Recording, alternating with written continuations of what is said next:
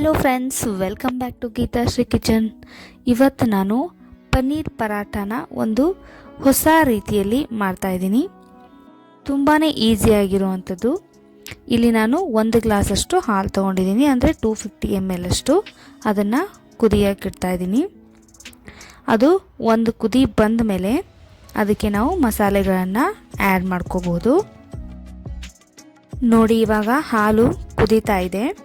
ಇದು ಕುದೀತಾ ಇರೋ ಹಾಗೆ ಇದಕ್ಕೆ ನಾವು ಬೇಕಾಗಿರೋ ಮಸಾಲೆಗಳನ್ನು ಆ್ಯಡ್ ಮಾಡ್ಕೊಳ್ಳೋಣ. ಇಲ್ಲಿ ನಾನು 1 ಸ್ಪೂನಷ್ಟು ಪೆಪ್ಪರ್ ಪೌಡರ್ನ ಹಾಕ್ತಾಯಿದ್ದೀನಿ. ಹಾಗೆ ಧನಿಯಾ ಪೌಡರ್ನ 1 ಸ್ಪೂನಷ್ಟು, ಚಿಲ್ಲಿ ಫ್ಲೇಕ್ಸ್ನ 1 ಸ್ಪೂನಷ್ಟು ಹಾಕ್ತಾಯಿದ್ದೀನಿ.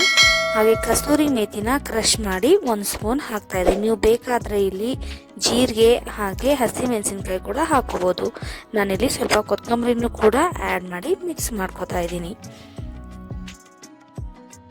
ಇದೆಲ್ಲ ಚೆನ್ನಾಗಿ ಹಾಲಿನಲ್ಲಿ ಈ ಮಸಾಲೆ ಎಲ್ಲ ಸರಿಯಾಗಿ ಕೂಡ್ಕೊಂಡ್ಮೇಲೆ ಇದಕ್ಕೆ ನಾನು 1 ನಿಂಬೆಹಣ್ಣಿನ ರಸನ ಹಾಕ್ತಾಯಿದ್ದೀನಿ. ಅಂದರೆ ಅದಕ್ಕೆ ಸ್ವಲ್ಪನೇ ನೀರು ಮಿಕ್ಸ್ ಮಾಡ್ಕೊಂಡಿದ್ದೀನಿ.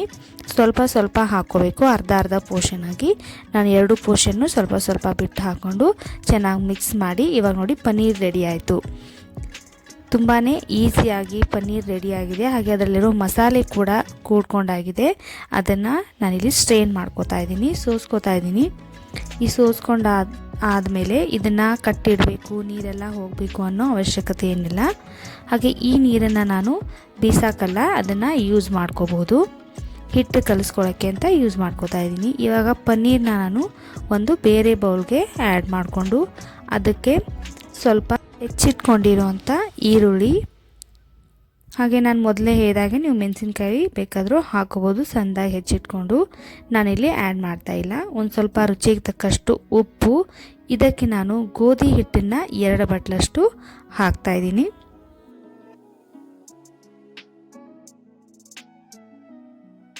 ನೀವಿಲ್ಲಿ ಮೈದಾ ಕೂಡ ಯೂಸ್ ಮಾಡ್ಕೋಬೋದು. ನಾನಿಲ್ಲಿ ಗೋಧಿ ಹಿಟ್ಟನ್ನೇ ಬಳಸ್ತಾ ಇದ್ದೀನಿ. ಅದನ್ನೆಲ್ಲ ಚೆನ್ನಾಗಿ ಮಿಕ್ಸ್ ಮಾಡ್ಕೋಬೇಕು.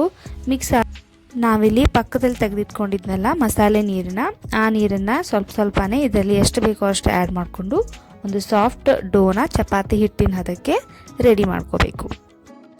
ಫ್ರೆಂಡ್ಸ್, ನೀವೇನಾದರೂ ನಮ್ಮ ಚಾನೆಲ್ನ ಫಸ್ಟ್ ಟೈಮ್ ವಿಸಿಟ್ ಮಾಡ್ತಾಯಿದ್ರೆ ಪ್ಲೀಸ್ ನಮ್ಮ ಚಾನೆಲ್ನ ಲೈಕ್ ಮಾಡಿ, ಶೇರ್ ಮಾಡಿ, ಕಮೆಂಟ್ ಮಾಡಿ, ಹಾಗೆ ಸಬ್ಸ್ಕ್ರೈಬ್ ಕೂಡ ಮಾಡ್ಕೊಳ್ಳಿ.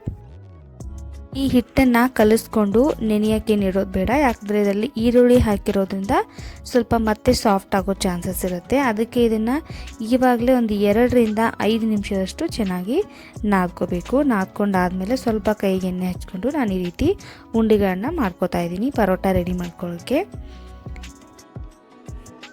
ಇದನ್ನು ನಾನಿವಾಗ ಪರೋಟ ರೀತಿ ಆಕಾರದಲ್ಲಿ ಒಂದು ಸ್ವಲ್ಪ ಉಂಡೆಗೆ ಹಿಟ್ಟು ಹಚ್ಕೊಂಡು ಲಟ್ಟಿಸ್ತಾ ಇದ್ದೀನಿ. ನಿಮಗೆ ಯಾವ ಆಕಾರದಲ್ಲಿ ಬೇಕು, ಎಷ್ಟು ತಿನ್ನಾಗಬೇಕು ಅಷ್ಟನ್ನು ನೀವು ಲಟ್ಟಿಸ್ಕೋಬೋದು. ನಾನು ಪರಾಟ ರೀತಿಯಲ್ಲಿ ಇದನ್ನು ಲಟ್ಟಿಸ್ತಾ ಇದ್ದೀನಿ. ನಾನು ಆ ಕಡೆ ತವೆ ಕೂಡ ಮೊದಲೇ ಕಾಯಕ್ಕಿಟ್ಟಿದ್ದೀನಿ. ಎಲ್ಲ ಪರೋಟಗಳನ್ನು ಇದೇ ರೀತಿ ಲಟ್ಟಿಸ್ಕೊಂಡು ನಾನು ಒಟ್ಟಿಗೆ ಇಡ್ತಾ ಇದ್ದೀನಿ. ಇವಾಗ ತವೆ ಕಾದಿದೆ. ಇವಾಗ ಪರೋಟನ ಬೇಯಿಸ್ಕೊಳ್ಳೋಣ.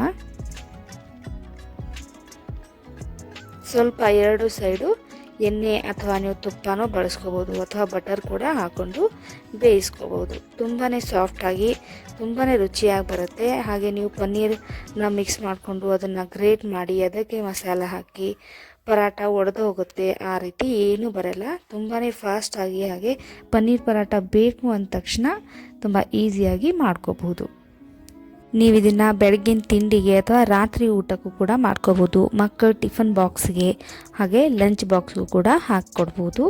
ತುಂಬ ಫಾಸ್ಟಾಗಿ ಹಾಗೆ ತುಂಬ ಹೆಲ್ದಿಯಾಗಿ ಮಾಡ್ಕೋಬೋದು. ಖಂಡಿತವಾಗ್ಲೂ ಈ ರೀತಿ ನಿಮ್ಮ ಮನೆಯಲ್ಲಿ ಒಂದ್ಸತಿ ಟ್ರೈ ಮಾಡಿ.